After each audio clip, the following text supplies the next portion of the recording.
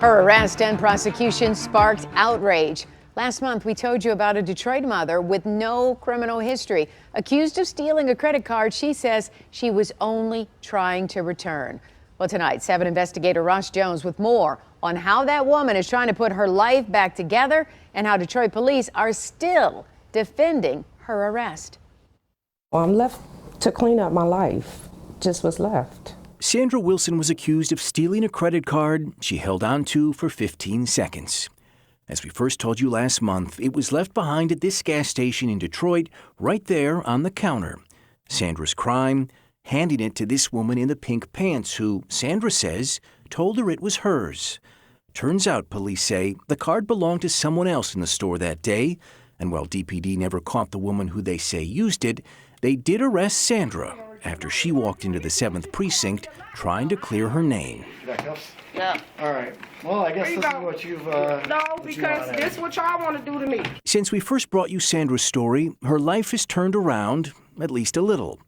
She lost her job as a security officer after her arrest, but once our story aired, several job offers flowed in. And after nearly being evicted, Sandra was able to keep her home thanks to your generosity. Nearly 150 donations poured in through a GoFundMe page, raising more than $13,000. Really appreciate the monetary support, which is a concern. You know, I'm so thankful and humble, just the outpouring. But if Sandra was hoping for an apology from Detroit police, well, she'll keep waiting. Was this good police work? I think it is strong police work. Chris Gravlin is the department's director of professional standards, and tonight he's defending the officers who interrogated and later arrested Sandra Wilson. I need an attorney. Okay, that's fine. Because y'all about to hand me up on something I did not do. Throughout her interrogation, Sandra can be heard asking for a lawyer. But her interrogation didn't stop, and 2 independent experts we consulted said it should have. Gravlin disagrees. It complied with our policies as well as the Constitution. He says that because Sandra voluntarily walked into the precinct after police put her wanted picture on social media, she was not considered in custody. She'd been read her Miranda rights, Gravlin says, and should have known she could leave.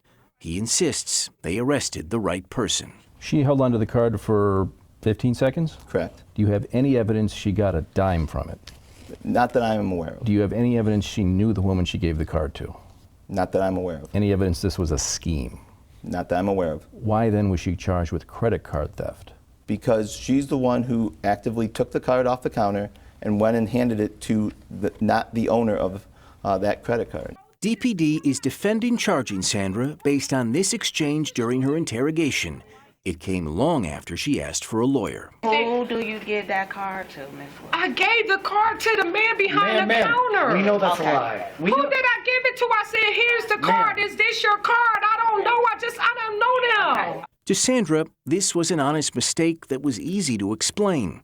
She was being asked about a 5-minute visit to a gas station she frequents regularly that happened 10 days earlier, and the only thing used to jog her memory were still pictures.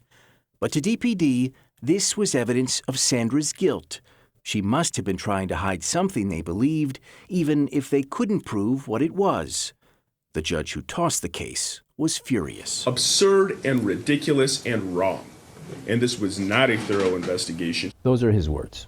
A judge who used to work for the Wayne County prosecutor. That's correct. That's his view of it. You think he's wrong? We do. And that's typical City of Detroit response.